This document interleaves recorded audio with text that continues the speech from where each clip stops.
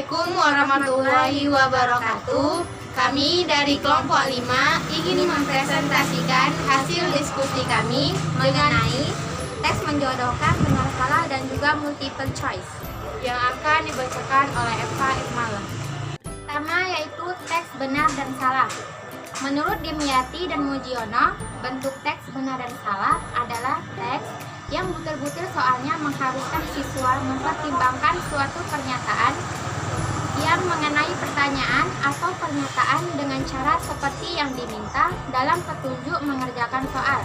Salah satu fungsi tes ini adalah untuk mengukur kemampuan siswa untuk membedakan antara mana yang fakta dan mana yang pendapat, supaya soal dapat berfungsi dengan baik antara materi yang hendak ditanyakan hendaknya bersifat homogen.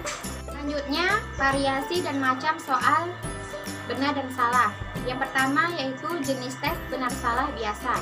Bentuk umum dari tes ini yakni siswa hanya tinggal memberikan tanda dengan melingkari atau menyilang huruf B apabila pernyataan tersebut dinilai benar dan melingkari atau menyilang huruf S apabila pernyataan itu dinilai salah.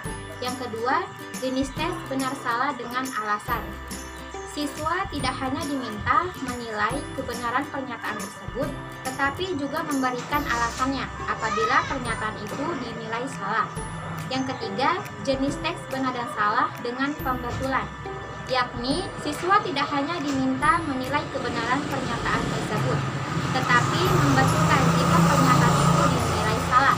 Yang keempat, jenis tes benar salah dengan alasan dan pembetulan, yakni dalam variasi ini siswa tidak hanya dituntut menilai kebenaran pernyataan tersebut, akan tetapi juga diminta memberikan alasan dan membetulkan jika pernyataan itu dinilai salah.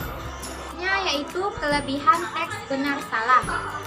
Yang pertama, dapat mewakili pokok bahasan atau materi pelajaran yang lebih luas.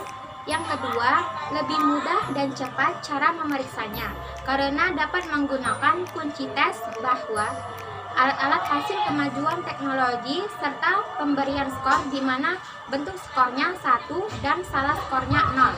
Yang ketiga, dapat digunakan berkali-kali. Yang keempat, dapat dinilai secara cepat dan juga objektif. Yang kelima, petunjuk cara mengerjakan mudah dimengerti. Yang keenam, dalam pemeriksaan tidak ada unsur subjektif yang mempengaruhinya. Yang ketujuh, merupakan instrumen yang baik untuk mengukur fakta dan hasil belajar langsung, terutama berkaitan dengan ingatan. Selanjutnya yaitu kekurangan teks benar dan salah. Yang pertama, mendorong peserta tes untuk menebak atau menerka jawaban walaupun mereka tidak mengetahui jawaban yang benar, atau banyak kesempatan untuk main untung-untungan. Yang kedua yaitu persiapan untuk menyusunnya jauh lebih sulit daripada tes esai karena soalnya banyak dan harus teliti untuk menghindari kelemahan-kelemahan yang lain. Yang ketiga yaitu soal-soalnya cenderung untuk mengungkapkan ingatan dan daya pengenalan kembali saja dan sukar untuk mengukur proses mental yang tinggi. Yang keempat yaitu kerjasama antar siswa pada waktu mengerjakan soal tes lebih terbuka, yaitu petunjuk menyusun teks benar salah. Yang pertama yaitu tulislah huruf B atau S pada permulaan masing-masing item. Yang kedua yaitu usahakan jumlah soal yang dijawab benar dan salah sebanding, tetapi susunannya tidak beraturan. Yang ketiga, hindari item yang masih bisa diperdebatkan. Yang keempat, hindari pertanyaan yang persis sama dengan buku. Dan yang terakhir, hindari kata-kata yang menunjukkan kecenderungan memberi saran. Yaitu kaidah penulisan soal tes benar dan salah. Menurut Aripunto, ada beberapa petunjuk penyusunan dalam membuat soal benar salah, yaitu yang pertama, tulislah huruf B atau S pada permulaan masing-masing item dengan maksud untuk mempermudah mengerjakan dan menilai scoringnya. Yang kedua, usahakan agar jumlah butir soal yang harus dijawab sama dengan soal yang harus dijawab. Dalam hal ini, hendaknya pola jawaban tidak bersifat teratur. Misalnya, B, S, BS, atau SS, BB, PB, dan SS. Yang ketiga, hindari item yang bisa diperdebatkan. Contohnya, benar atau salah. Kekayaan lebih penting daripada kepandaian. Selanjutnya, hindari kata-kata yang menunjukkan kecenderungan memberi saran, seperti yang dikehendaki oleh item yang bersangkutan. Misalnya, semuanya, tidak terlalu, tidak pernah, dan sebagainya. Selanjutnya, setiap butir soal haruslah menguji pemahaman, tidak hanya pengukuran terhadap daya ingat saja. Yang terakhir, hindarkan pernyataan yang sangat umum.